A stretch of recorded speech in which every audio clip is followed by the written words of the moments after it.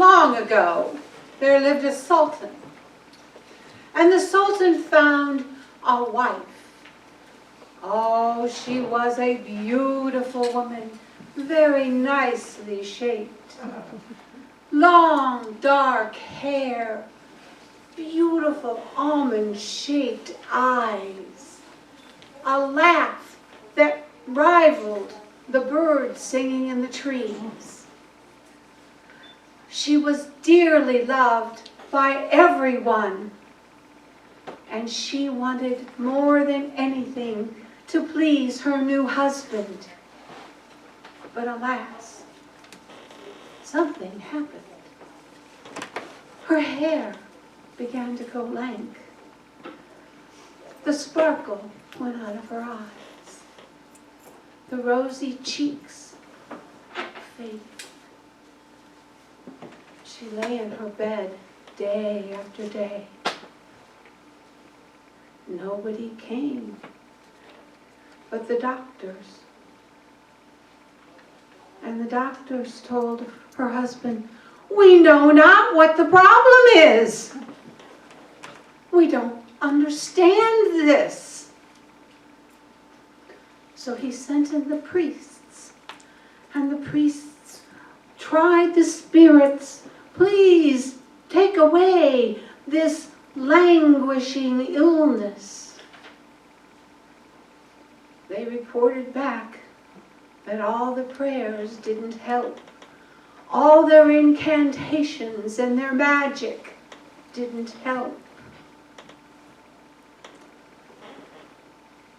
The Sultan was heartbroken, but he had Sultan things to do. And one day he mounted his carriage and drove off about 3 hours away. The journey was rather boring. I mean, you're sitting in the back of the carriage and it's just bouncing up and down. And he wasn't watching and he wasn't really involved with what was going on in his environment. He was thinking about the problems he would deal with when he got to his destination. And he didn't notice until he was past the woman standing in the yard, feeding her chickens and singing a song that would melt your heart. It was so beautiful. And he was past before it hit his consciousness. And he said to his driver, "We must stop here on our way home." "Yes, sir." And so away they went. Well, he did his Sultan thing. And he was coming back in the late afternoon. And he came across the same woman, only this time she was pulling weeds in her garden. He had the carriage stop so he could talk to her. And he said, "Your voice is so beautiful. How do you sound happy? What is the secret to your happiness?" She says, "Well, I love what I do. I've learned to make bread. I know how to cook. I love keeping my house nice and clean for my brother who owns the farm. And every night he feeds me meat of the mouth." "Ah, meat of the mouth. Thank you, ma'am." And he got back in the carriage and he went away. He gets back to the palace and he calls to the royal cook. And he said, "I want you to go out and I want you to collect every kind of tongue you can find. I want beef. I want it from chickens. I want it from cows. I want it from sheep. Anything that has a tongue, bring it in. Cook it up. Boil it. Broil it. Braise it. it. Bake it. Use it with spices. Put sauces on it, or serve it plain. And take it to my lovely wife and see if it will help her. Give her this meat of the mouth. And so they did. The Sultana refused every dish. Tongue.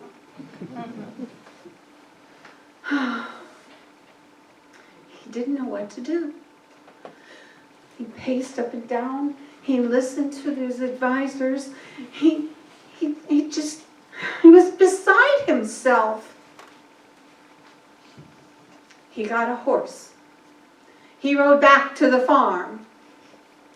The farmer was in the yard with his sister, and he asked the farmer, "How does your sister behave with so much joy for life? She's so happy. She's alive. She sings. She can keep her house. She bakes. Please tell me the secret."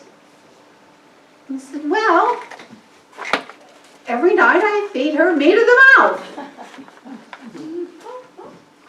I come home from the fields and I entertain her over dinner with the stories of birthing a new lamb, or finding a lost sheep, or discovering why the worms are after that one particular crop. And she in turn feeds me meat of the mouth. She tells me about the chickens. She has named every one of them, and they all have personalities. She tells me that she needs more thread, and that I need to find her some flax so she can go ahead and she can make it into thread and she can weave it into cloth. And after supper, we've cleaned up everything. We sit and we talk to one another and we sing. I know some poems, so I give her some poems, and we exchange our daily stories.